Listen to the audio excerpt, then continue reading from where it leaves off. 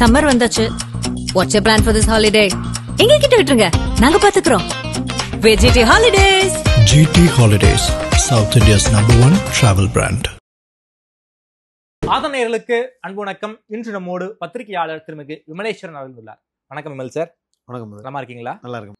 தமிழ்நாட்டையே உழுக்கின வழக்கு, தமிழ்நாடு மட்டும் இல்ல இந்தியாவையே உழுக்கின வழக்கு பொள்ளாச்சி பாலியல் வன்கொடுமை வழக்கு. 2019 இந்த சம்பவம் என்பது நடந்துச்சு. ஒரு 6.5 வருஷம் கழிச்சு தீர்ப்பு கிடைச்சிருக்கு. தீர்ப்பு என்பது ஒரு சரியான தீர்ப்பு, நியாயமான தீர்ப்புன்னு எல்லாருமே இந்த தீர்ப்பை கொண்டாடிக்கிட்டு இருக்காங்க. இந்த பொள்ளாச்சி பாலியல் குற்ற வழக்கில் ஈடுபட்ட 9 பேருக்கும் வாழ்நாள் சிறை தண்டனையை மகிழா நீதிமன்றம் கொடுத்திருக்காங்க. இந்த தீர்ப்பு எல்லாராலும் பாரபட்சமின்றி பாராட்டிக்கிட்டே இருக்காங்க. இந்த பொள்ளாச்சி தீர்ப்பை பத்தி உங்க பார்வை என்ன? இந்த வழக்கு கடந்து வந்த பின்னணியை பத்தி எங்களுக்காக சொல்ல முடியுமா சார்? நிச்சயமாக. அதாவது இந்த தீர்ப்பு அப்படின்றது பலதரப்பட்ட வருங்கால இளைஞர்களுக்கு ஒரு பயத்தை ஏற்படுத்தக்கூடிய ஒரு தீர்ப்பு தான். இந்த பயம்ன்றது ஒழுக்கத்தை கடைப்பிடிக்கணுன்றதுக்கு உண்டான ஒரு வழி தான். தீர்ப்பை பற்றி பலர் பலவிதமாக பேசியிருப்பாங்க. தீர்ப்பை நம்ம விமர்சனமே பண்ண முடியாது. ஏன்னு கேட்டால் பாராட்டப்பட வேண்டிய தீர்ப்பு, போற்றுதலுக்குரிய நீதிபதிகள். இதில் ஒரு குறிப்பான ஒரு விஷயம் என்னென்னா, கடந்த சில வாரங்களுக்கு முன்னாடி தான் நீதிபதிகள்லாம் பணியிட மாற்றங்கள் நிகழ்ந்துச்சு. அதற்கு முன்னாடியே தீர்ப்பு தேதி சொல்லிட்டாங்க. தீர்ப்பு தேதி சொல்லிட்டாங்க. தீர்ப்பு வழங்கக்கூடிய நீதிபதியும் பணியிட மாற்றம், அவங்களும் பணியிட மாற்றத்தில் அவங்க அந்த லிஸ்ட்டில் அவங்க பேர் இருந்துச்சு. அப்போது பலர் ஐயோ இந்த ஜட்ஜ்மெண்ட் அவங்க தானே கொடுக்க போகிறாங்க, அதுக்குள்ளே அவங்க போயிடுவாங்களா அப்படின்லாம் பல பேச்சு இருந்துச்சு. மாறினாங்கன்னா மறுபடியும் ஜீரோலேருந்து ஸ்டார்ட் பண்ணுற மாதிரி வரும். இல்லை, ஜீரோலேருந்து ஸ்டார்ட் பண்ணலாம். அவங்க ஒரு இடத்துல கொண்டு நிப்பாட்டிட்டாங்க. பட் இவ்வளோ தூரம் நடந்து இந்த வரலாற்று சிறப்பு மிக்க தீர்ப்பை வேற ஒரு நீதிபதிக்கு போகாமல் அந்த மாண்புமிகு நீதிபதி அவங்களுக்கு நந்தினி தேவி அவங்களுக்கு நினைக்கிறேன், அவங்க வழங்கினதுக்கு பெரிய பாராட்டுதலுக்குரியது. இந்த தீர்ப்பு எங்களுக்கு தான் சொந்தம், உங்களுக்கு தான் சொந்தம் அப்படின்னு பல பேர் சொல்லிட்டு இருந்தாலும், உங்களுக்கெல்லாம் சொந்தம் இல்லைன்னு பல பேர் சொல்லிட்டு இருக்காங்க. இப்போ பார்த்தீங்கன்னா பல கூட்டணி கட்சிகள்ல, ஆளுங்கட்சியில் கூட்டணி கட்சிகளில் இது உண்மையாக ஒரு விஷயம் என்னன்னா, உதாரணம் அண்ணா பல்கலைக்கழகம் மாதிரி யாராவது ஒரு மாணவி முன்னுக்கு முதல் அடி எடுத்து வைக்கிறாங்கல்ல, அப்போ இந்த வழக்கில் 8 பேர் மாணவி சாட்சிகள், புகார்தாரரே அந்த 8 பேர் தான். ஆமா, அதுல அந்த 8 பேரை விட்டுருங்க, அதுல முதல் எடுத்து யார் வைக்கிறாங்க, முதல் அடி எடுத்து வைக்கிறாங்கல்ல, அவங்க தான் பாராட்டக்கூடியவங்க. இது எல்லாமே இந்த எல்லா வெற்றியும் அவங்கள தான் சேரும். இறுதியா ஒரு வழக்கு அப்படின்னு பார்த்தா, அந்த வழக்கு இந்த வழக்கு நேரம் அந்த வழக்குக்குள்ளேயே போவோம். 2019ஆம் ஆண்டு பிப்ரவரி 13ஆம் தேதி ஒரு பெண் தன்னோட சகோதரனிடம் தனக்கு நேர்ந்த கொடுமையை சொல்லுது. தனக்கு நேர்ந்துருச்சு, 2 நாளா இப்படி நடக்குது அப்படின்னு சொல்லுது. அந்த சகோதரனோட குடும்பத்துல கலந்து பேசுறாங்க. அந்த சகோதரன் சொல்றாரு, நான் முன்னாடி நிக்கிறேன், உன் கூட வா அப்படின்னு சொல்லிட்டு 14ஆம் தேதி, அதாவது 2019 பிப்ரவரி 14ஆம் தேதி புகாரை அவங்க தயார் செய்கிறாங்க. காவல் நிலையங்களை கொண்டு போயிட்டு கொடுக்குறாங்க. கொடுக்கும்போது அவங்க ஒரு 4 பேர் பேரை மென்ஷன் பண்ணுறாங்க. இந்த 4 பேரையுமே 3 பேரை உடனடியாக பிப்ரவரி மாதம் 24ஆம் தேதியே கைது செய்யப்பட்டுறாங்க. புகார் கொடுத்த ஒரு வாரம் 8 நாளுக்குள்ளேயே இந்த 4 பேரில் அந்த 4 பேர் அந்த புகாரில் மென்ஷன் பண்ணுறாங்க. அதில் 3 கைது செய்யப்படுறாங்க. அப்போவே ஊடகங்களில் ஒரு சில நாளிதழ்களில் செய்தி, குற்றவாளிகள், இப்போ குற்றவாளின்னு தான் சொல்லணும், குற்றம் சாட்டப்பட்டவர்கள் இப்போ குற்றவாளிகள்ல, அப்போது 3 படம் போட்டு செய்தித்தாள்களில் அரைப்பக்கம் செய்தி, கால் பக்கம் செய்தியாகவே வந்துருச்சு. ஓகே, இது பிப்ரவரி மாதம் 25ஆம் தேதியே வந்துருச்சு. 25, 26, 27ஆம் தேதியிலேயே தமிழகம் முழுவதும் வெளியாகக்கூடிய பிரபல நாளிதழ்கள், முன்னணி நாளிதழ்களில் அரைப்பக்கம் செய்தியாக போட்டு வந்துருச்சு. இது வந்தது பிறகு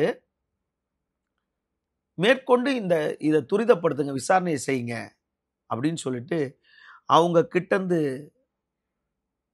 கைபேசியல் மீட்கப்படுது. அதுல பலரோட வீடியோக்கள் இருக்கு. அதன் மூலியமா இந்த கேஸ்ல ஒருவருத்தரா வராங்க.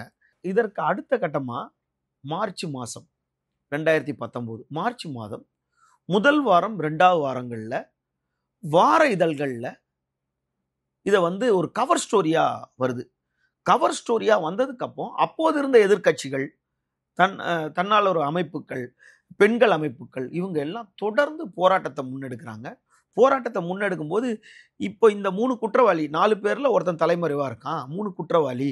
இந்த 3 குற்றவாளி யாருன்னா இப்ப அந்த 2019 இந்த 3 குற்றவாளி முகநூல்ல இருக்கான். இந்த முகநூல்ல இருக்கனால அந்த முகநூல்ல அவனோட முகநூல்ல அவன் யார் கூடலாம் புகைப்படங்கள் எடுத்திருக்கானோ அது எல்லாம் அப்லோட் பண்ணிக்கிட்டே இருக்கான். அப்ப இவனோட நண்பன் இவன், இவனோட நண்பன் இவன், இவனோட நண்பன். அப்ப முன்னாள் அமைச்சர் ஒரு சிலர்களோட பிரச்சாரங்களுக்கு கூட போனவன் இருக்கான். அதுல வந்து பார் நாகராஜ், இந்த மாதிரி பல பேர் தேடும் போது அடைக்கலம் கொடுத்திருக்காரு, இவர் அடைக்கலம் கொடுத்தாரு, அவரை கொடுத்தாரு. எளிமையா புகைப்படங்கள், எல்லாரோட புகைப்படங்களும் குற்றவாளிகள் வெளியே வர்றதுக்கு முன்னாடியே புகைப்படங்கள்லாம் வெளியே வந்துருச்சு. இப்போ நிறைய பேர் வெளியே வந்துச்சு. இப்போ கடைசியில இப்போ வழங்கப்பட்ட தீர்ப்புல 9 பேர் குற்றவாளிகள். அதுல A1 Sabarirajan, A2 திருநாக்கரசு, A3 Satishkumar, A4 Vasanthakumar, அவரது வசந்தகுமார் தான் வசந்த்னு போட்டுட்டு இருக்காங்க, A5 மணிவண்ணன், அப்போது ஊடகங்கள்ல வந்து நாளிதழ்கள மணிகண்டன் கூட தப்பா போட்டிருந்தாங்க, மணிவண்ணன், A6 வந்து பாபு என்ற பைக் பாபு, A7 பால் அப்படின்னு பாஸ் என்ற ஹார்ன் பால் அப்படின்றது, A8 வந்து அருளானந்தம். அருளானந்தம் உங்களுக்கு தெரியும், அதுல பேரெல்லாம் பாருங்க எப்படி பண்ணு. அவர் வந்து அதிமுக பிரமுகர். A9 வந்து அருண்குமார்னு சொல்லிட்டு அப்போது போட்டி போட்டுக்கிட்டு இருக்காங்க. போட்டி போட்டுட்டு அருளானந்தம் அதிமுக பிரச்சாரத்துல இருந்திருக்காரு, அந்த அமைச்சர் கூட நெருக்கமா இருக்கிறாரு, அவர் கூட இருக்க புகைப்படங்கள்லாம் இருக்கு. அப்ப எதிர்த்தரப்பு என்ன சொல்லுது, இல்ல இதுல இருக்க இன்னொரு ஆளு காங்கிரஸ்ல ஒரு கூட இருக்கவர் கூட நெருக்கமா இருக்காரு, ஒருத்தர் திமுக மாவட்ட செயலாளர் பையன் கூட நட்பா இருக்கிறாரு. இப்படி எல்லாம் வந்து வாதங்கள் ஏற்பட்டுச்சு. அப்போது பாத்தீங்கன்னா எம்பியா இருக்கிற கனிமொழி அவர்கள் தலைமையில வந்து பெரிய ஆர்ப்பாட்டம் நடைபெறுது. நடைபெற்ற உடனே, அதாவது 12ஆம் தேதி நடைபெறுது, 13 நடைபெறுது, மறுநாளே எடப்பாடி வந்து இதை சிபிஐக்கு ஒப்படைக்கிறார். இந்த வழக்கை வந்து சிபிசிஐடி கிட்ட வருது, சிபிசிஐடி கிட்ட இருந்தா சிபிஐ வருது. அப்போ ஏன் இதை உடனடியா சிபிஐ கொண்டு போறீங்க அப்படின்னு எல்லாருமே கேட்குறாங்க. அப்போது இருந்த ஒரு காலகட்டம் அப்படின்னு பாத்தீங்கன்னா, அடுத்த நாடாளுமன்ற தேர்தல் தேதி நெருங்கிடுச்சு. இந்த நேரத்துல ஒரு கட்சிக்கு ஒரு பெரிய பிரச்சனை வந்துருப்போது நாங்க வந்த உடனே ஒரு தினசரி நாளிதழ்கள செய்தியா வந்துகிட்டு இருந்தது. அப்புறம் போராட்டங்கள் ஆர்ப்பாட்டங்களா முன்னெடுக்குது. கோயம்புத்தூர் உலகம் ஃபுல்லா அந்த சமூக வலைதளங்கள்ல ஒரு வீடியோ வந்துச்சு, அண்ணா என்ன அடிக்காதீங்கன்னா, அண்ணா பெல்ட்டால் அடிக்காதீங்கன்னான்னு கத்துற வீடியோ. நம்மளாம் கூட முகநூல்ல அதை பகிர்ந்துருப்போம், நம்மளாம் கூட கண்டனம் தெரிவிச்சிருப்போம். ஆனா இதற்கு எதிர்வினை பார்க்கும்போது இன்னொரு புகைப்படங்கள் வெளியே வருது. இந்த இடத்துல அந்த இடம்னா அப்புறம் தனிநபர்கள் கமிஷன் போடுறாங்க, அப்புறம் அங்கேருந்து வாட்ச் பண்றாங்க. தனியார் போலீஸ் எஸ்பி போறாரு, எஸ்பி போயிட்டு என்ன பண்றாரு, பேட்டி கொடுக்குறாரு. பேட்டி கொடுக்கும்போது என்ன பண்றாரு, அப்போது இந்த அரசுல அந்த பெண்ணோட பேரே சொல்லிடுறாரு, அந்த பெண்ணோட படிச்ச கல்லூரியும் சொல்லிடுறாரு. அரசு ஜீவோ வெளியிடுது, அந்த ஜீவோலையும் அந்த பெண்ணோட பேரை சொல்லிடுறாங்க. அப்போ இப்படிலாம் நடந்து இப்ப அதே பிரச்சனை தான் அண்ணா பல்கலைக்கழகத்திலையும் வந்து பல்கலைக்கழகத்திலும் இது வந்து முதல் தகவல் அறிக்கை வெளியே வந்துருச்சு. அது தகவல்லே மொத்த ஜீவோவையும் போட்டாங்க. இப்படி எல்லாம் நடந்துச்சு. அப்புறம் ஜீவோ அதை மறுக்கப்பட்டுச்சு, அதை மூடி மறைக்கப்பட்டுச்சு. இந்த நிலையில இந்த கேஸ் வந்து தொடர்ந்து கேஸ் போயிட்டே இருக்கு. கடந்த 2019 பிப்ரவரி மாதம் 13ஆம் தேதி நடந்த சம்பவம். புகாராக வந்து 25ஆம் தேதி கைது செய்யப்படுறார்கள் பிப்ரவரி மாதம். அப்புறம் 2020 பிப்ரவரி வந்துருச்சு, 2021 பிப்ரவரி வந்துருது, 2021 மே ஜூன்ல தான் அதிமுக ஆட்சி போகுது. அப்ப அதுலயே 2.25 ஆண்டு 3 ஆண்டுகள் போயிடுச்சு. இப்போ அதிமுக ஆட்சி போய் திமுக ஆட்சி வந்துருச்சு 2021 ஜூன்ல, ஜூலைல. இதுல 4 வருஷம் வந்துருச்சு. அப்போ 6.5 வருஷம் இந்த கேஸ் வந்து சரியா போயிருக்கு. இப்போ 2018லயோ 2017லயோ 2016லயோ இப்ப 2021ல போட்ட கேஸ்ல கூட நேரா வந்து சாட்சிகள் சொல்லும் போது எனக்கு தெரியாதுங்க, அப்போ நான் பார்த்தேங்க, இப்ப இவர் மாதிரி தெரியல, அப்ப அவங்களை அசிங்கமா திட்டினாங்களே, இல்ல ஏதோ பேசிட்டு தாங்க, எனக்கு தெரியாது அப்படின்னு சொல்லிட்டு சாட்சிகள் வந்து டைவடிப்பாங்க, ஹாஸ்டைல் ஆயிடுவாங்க. இது வந்து கேஸ் அக்கிட்டுவல் ஆயிடும், இல்ல வந்து கேஸை வந்து கம்பவுண்ட் பண்ணிடுவாங்க, இல்ல காம்ப்ரமைஸ் ஆயிடுவாங்க, கேஸ் வந்து டிஸ்போஸ் ஆயிடும், ஏதாவது ஒண்ணு இல்லாம போயிடும். ஆனா இந்த விஷயத்துல ஒரே ஒரு விஷயம், 2.25 அந்த அரசு இருந்த 2.25 ஆண்டுகளும் இந்த அரசு வந்த 4 ஆண்டுகளும் கைது செய்யப்பட்டவர்களுக்கு இன்று வரை பிணை கிடைக்கல. இன்று வரை சொல்ல முடியாது, 13ஆம் தேதி வரை பிணை கிடைக்கல, ஜாமீன் கொடுக்கல. அப்போ இது ஒரு இந்த கேஸ் வந்து கரெக்டான ரூட்ல போயிட்டு இருக்கு. அதன் பிறகு அப்போது அதிமுக சார்ந்த பிரமுகரோட பையன்லாம் அதுல தொடர்புல இருக்கிறாங்கன்னா, இப்போ 4 ஆண்டுகள் இந்த வழக்குல நடைபெற்ற வழக்குல காவல்துறை தரப்புலையோ இல்ல அரசு தரப்புலையோ இல்ல வேற யார் தரப்புலையோ போயிட்டு இவங்களெல்லாம் விசாரிக்கணும், இவங்கெல்லாம் அதுல அந்த ஆட்சி இருக்கும்போது காப்பாற்றப்பட்டிருக்காங்க, இவங்களையா விசாரிக்கல, இவங்களாம் இந்த வழக்குல கூப்பிட்டு விசாரிங்க அப்படின்னு கொண்டு போயிருக்கலாம். இல்ல ஒரு மொட்டை பிடிச்சா அது வந்திருக்காம இருந்திருக்காது. ஆனா பட் அதெல்லாம் என்கொயரி பண்ணதுக்கு அப்புறம் தான் கேஸ் வந்து சரியான போக்குல போயிட்டு இருக்கு. அதன் பிறகு சிபிசிஐடி கிட்டதுக்கு அப்புறம் சிபிஐ வந்ததுக்கு அப்புறம் வீடியோக்கள் அன்னைக்கு நம்ம பாக்குறோம், 1000 வீடியோ இருக்கு, 5000 வீடியோ இருக்கு, 2000 வீடியோ, 200 பெண்கள் 300 பெண்கள்னு. அதாவது இருக்கலாம் உண்மை, அதுக்காக ஒரு எல்லை மீறி கற்பனை கதைகளா அப்படி 200-300 பெண்கள் தான் இன்னைக்கு எல்லாரும் வெளியே வந்திருப்பாங்க. அதுல இதுல நீங்க பாத்தீங்கன்னா இவங்க மேல சாட்டப்பட்டிருக்க செக்ஷன் பாத்தீங்கன்னா 120B 120Bன்னு கேட்டாவே கூட்டு சதி, அதாவது சதி திட்டம் கூட்டு சதி தான் 120B கான்ஸ்பிரசி. ஆமா, நீங்க 120B போடுறாங்கன்னா நீங்க நிறைய பாப்பீங்க, வெளியே ஒரு மர்டர் நடந்துச்சுன்னா ஜெயிலுக்குள்ள இருந்து சதி திட்டம் தீட்டினாங்க, அப்போ கூட்டமா சேர்ந்து சதி திட்டம் தேடுறது. அதுக்கப்புறம் 366 பெண்களை கடத்துவது, அவங்களை ஆளை கடத்துவது, ஆள் கடத்தல், பெண் கடத்தல், கல்யாணம் பண்ணிக்கிறேன்னு சொல்லிட்டு கூட்டிட்டு போய் அவங்கள மிஸ்பிஹேவியர் பண்றது, இதெல்லாம் 366. அதுக்கப்புறம் பார்த்தா 342 இவங்க மேல இருக்க செக்ஷன். 342 இவங்களை அடைச்சு வச்சு சித்திரவதைப்படுத்துறது. 354A 354Aன்னு பாத்தீங்கன்னா இது எல்லாமே தண்டனை சட்டம் தான். தண்டனை சட்டங்கள்லாம் மினிமம் ஒரு 5 ஆண்டுகள்ல இருந்து 7 ஆண்டுகள் வரைக்கும் தண்டனை இருக்கும். அது பிரிவுபடி. இப்போ 354Aனா பாலியல் துன்புறுத்தல், அங்கங்கள்ல வந்து அங்கங்களை வந்து பாலியல் நோக்கத்தோட சீன்றது தான். அங்கங்களை பாலியல் நோக்கத்தோட சீண்டுதல், உடலை தொடுவது, உடலை பலவந்தப்படுத்தி அவங்கள மேல கை வைக்கிறது தான் வந்து 354A. 354B அப்படின்றது பாலியல் இச்சையோட அவங்களோட ஆடைகளை களைவது. 354B அப்படின்னா பாலியல் ஈடுபடுவதற்கு முன்னாடி அவங்களோட உடலை காயப்படுத்துவது. அதான் வீடியோல பார்த்தோம்னா பெல்ட்டால் அடிக்காதீங்கன்னா, ஆனா சிகரெட்டால சுடாதீங்க, இதெல்லாம் கூட 354B அதுல வந்துடும். பெல்ட்டால் அடிக்கிறது. நம்ம 2 பேர் பேசுறத அவர் வீடியோ எடுத்துட்டு இருக்காரு. அப்போ நம்ம 2 பேர் ஒரு தவறு செய்யும் போது அந்த வீடியோ எடுத்தவரும் இதுல வந்துடுறாரு, அக்யூஸ்ட் ஆயிடுறாரு. ஒண்ணு. அதுலயே 376(2)N ஒண்ணு இருக்கு. அதுனா மீண்டும் மீண்டும் வந்து, அதாவது எப்படின்னா அதுக்கு வந்து குறைந்தபட்சம் 10 ஆண்டுகள், அதிகபட்சம் லைஃபர்.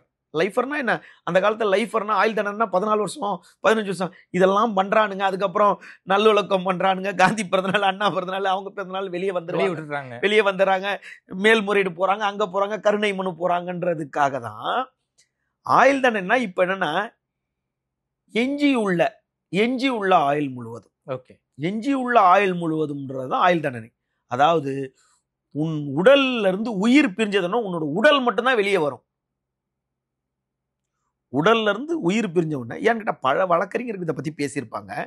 நம்மளால ஒரு பத்திரிகையாளரா நமக்கு தெரிஞ்ச சட்ட விதிகளை நம்ம எளிமையா புரியறதுக்காக தான் இதை சொல்றமே தவிர நம்ம வழக்கறிஞர் இல்ல. பட் இது எளிமையா நம்ம புரிஞ்சுக்கணும் அப்படின்றதுக்காக தான். வழக்கு பார்க்கக்கூடிய நபர், ஆமா, வழக்கு பார்க்கக்கூடியவன். ஆனா என்னன்னா 376(2)N அப்படின்னா மீண்டும் மீண்டும் பலாத்காரம் செய்வது, பாலியல் வன்புணர்வு செய்யறது, போறது, திரும்ப கொஞ்ச நேரம் போறது, திரும்ப ட்ரிங்க்ஸ் பண்றது, திரும்ப பண்றது, இது இந்த மாதிரி பிரிவுகள் போட்டுட்டு இதற்கு பிரிவு 509 போட்டு. 509 பெண்களை கேலி பண்றது, விசில் அடிக்கிறது, பெண்கள் இப்ப நீங்க இப்படி ஒரு ஏதாவது ஒரு பொருள் இப்படி வச்சுட்டு அவங்கள பார்த்தோம்னா அப்படின்னு அப்படியே ஒரு அருவருப்பான முகத்தை காட்டினீங்கன்னா கூட அது கூட உமன் அரெஸ்ட் பண்ணலாம். இது நிறைய பேருக்கு புரிதல் இல்லை. ஒரு லேடிஸை பார்த்துட்டு அப்படின்னு ஒரு ஜெர்க்காயிட்டு ஒரு அருவருப்பான ஒரு தோற்றத்தை இப்படி காட்டினாவே அதுவும் உமன் ஹராஸ்மெண்ட்ல தான் வருது.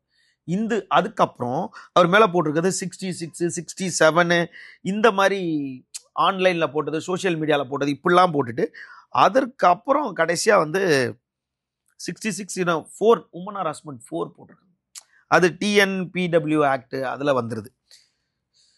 இது வந்து இந்த வழக்கு இளைய தலைமுறைக்கு ஒரு பாடமான தீர்ப்பு. ஓகே, இளைய தலைமுறைக்கு ஒரு பாடமான தீர்ப்பு. அந்த இளைய தலைமுறை பாடம்னா நான் 2 விஷயத்த சொல்றேன். தப்பு பண்றவங்களுக்கு அந்த இளைஞருக்கும் பாடத்தரம், அதுவும் இளைய தலைமுறை தான். தன்னை இப்படி நடந்துருச்சுன்னு ஒளிஞ்சு கொள்ளாம துணிஞ்சு வந்து பெண்கள் வந்து முன்னுக்கு புகார் கொடுத்தாங்க, அவங்களுக்கும் பாடம் தான்.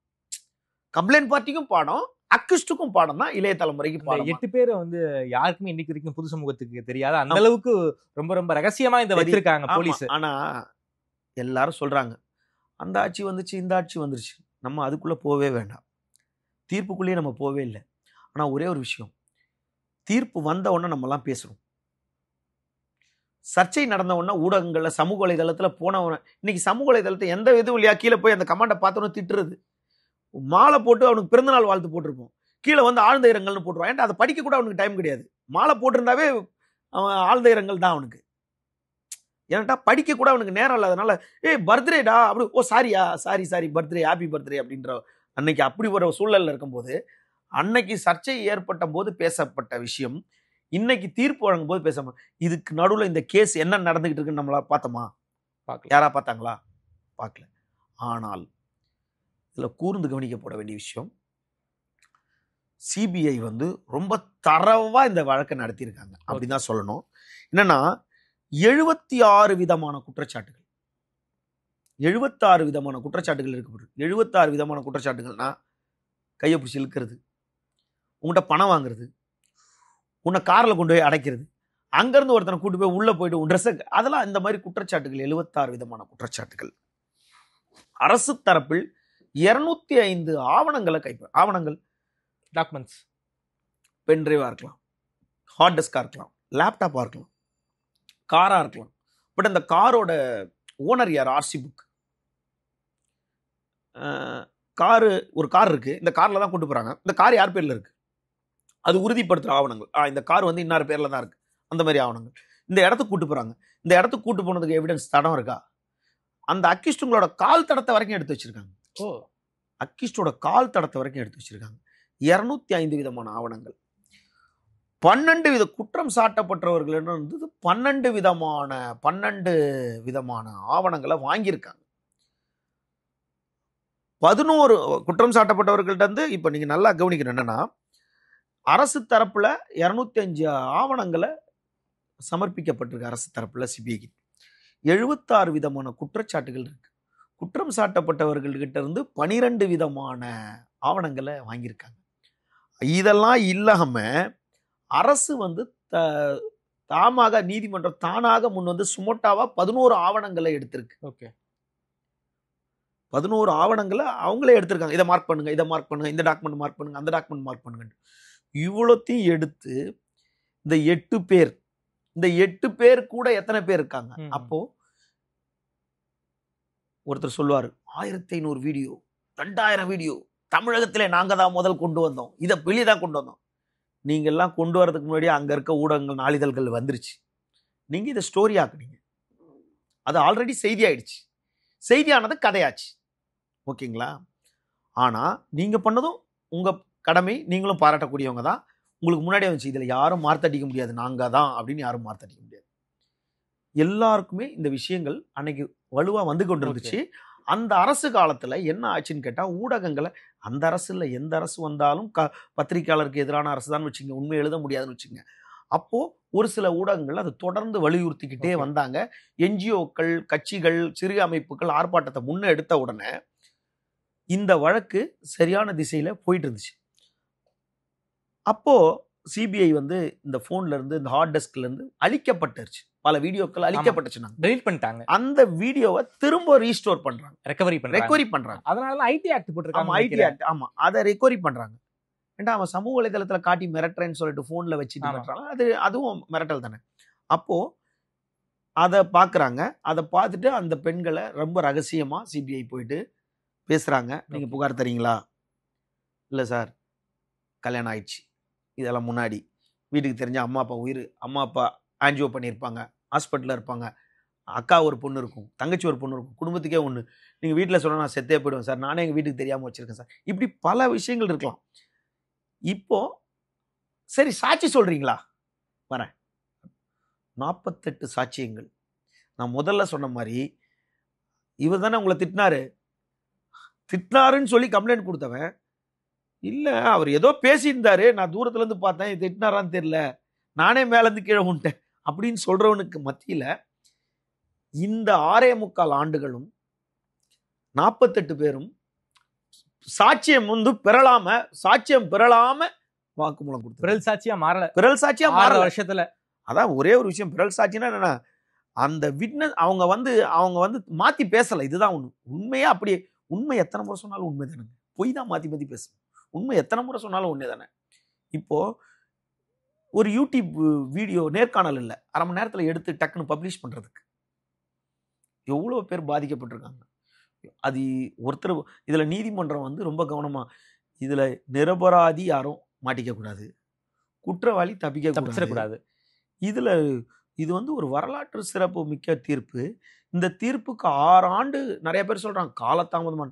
இந்த பிரச்சனைக்கு காலதாமதமானால் கரெக்டா சரியான தீர்ப்பை கொடுத்துருக்கு. இல்ல அவங்க ஒருத்தருக்கு 5 ஆயுள் தண்டனை, ஒருத்தருக்கு 4 ஆயுள் தண்டனை. அது அவங்க மேல ஒரே ஆயுள் தண்டனை தான். அது அவங்க கடுமையா அவங்க தண்டிக்கணுன்றதுக்கு அதுக்கப்புறம் 1, 5, 4 ஆயுள் தண்டனை, 2 ஆயுள் தண்டனை, 3, எத்தனை ஆயுள் தண்டனையா இருந்தாலும் உன்னுடைய உடல் தான் சிறையிலேருந்து வெளியே வரும். நீ உனக்கு மேல்முறையீடு செய்யறதுக்கு உனக்கு உரிமை இருக்கு. ஆனா மேல்முறையீடு செய்தாலும் ஒண்ணுமே நடக்காது. சிபிஐ வழக்கு விசாரிச்சிருக்கு. அதனால உறுதியா இந்த வழக்குல இருந்து இந்த 9 பேரும் நிச்சயமாக சுப்ரீம் கோர்ட்டுக்கே மேல்முறையீடு பண்ணாலும் குற்றவாளிகள் தப்பிக்க முடியாதுங்கிறீங்க. விடுதலை ஆக முடியாது.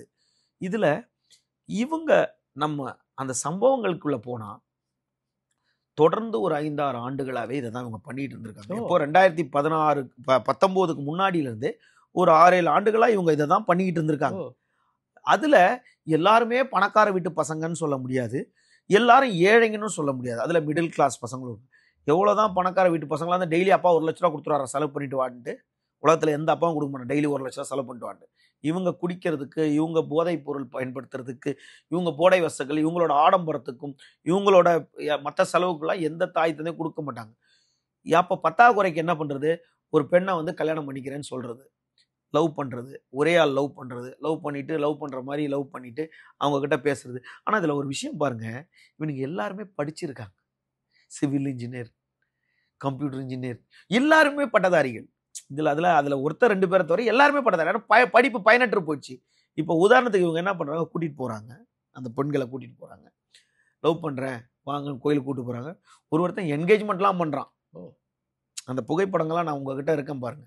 நிலங்களாம் வைக்கிறாங்க, ஃப்ரெண்ட்ஸோட ரூம்லேயே கொண்டு போயிட்டு அவங்களுக்கு நிலங்களாம் வச்சு அவரை வந்து கூட்டிட்டு போறாங்க.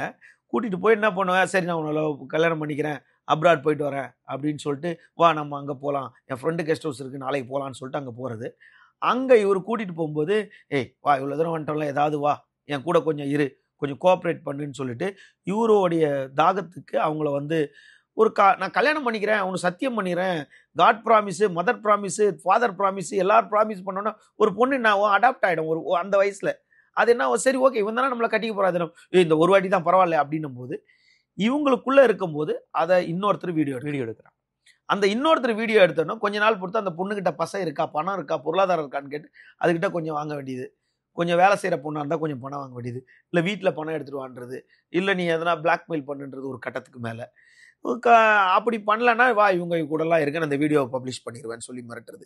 இப்படி அவங்க பல பேரை பண்ணியிருந்தாலும் பல நாள் திருடன் ஒரு நாள் அகப்படுவான்னு சொல்லிட்டு எத்தனை பெண்கள்ன்ட்டு நமக்கு தெரியாது, கடவுளுக்கு மேலே இருக்கவங்க அவங்களுக்கு தான் தெரியும். பட் எல்லா பெண்களோட ஒட்டுமொத்த அழுகுறலும் அந்த பெண்களோட ஓலங்களும் இவங்களுக்கு சரியான தண்டனையை நிச்சயமாக வழங்கிருச்சு.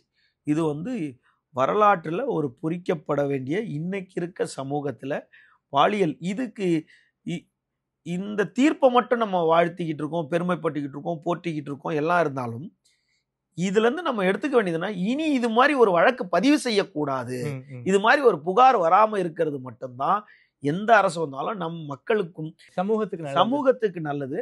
பட் இவங்க இவங்களோட சாப்டர் க்ளோஸ்ட். ரொம்ப நன்றி சார். குறிப்பாக இந்த பொள்ளாச்சி வழக்கு தீர்ப்பை பற்றி ரொம்ப விரிவாக பேசியிருக்கீங்க. அது மட்டும் இல்லாமல் இந்த வழக்கு கடந்து வந்த பாதையை பற்றியும் ரொம்ப விரிவாக பேசியிருக்கீங்க. நேரில் இருந்து நேரம் கொடுத்து பேசியமைக்கு நன்றி மல் சார். மிக்க நன்றி.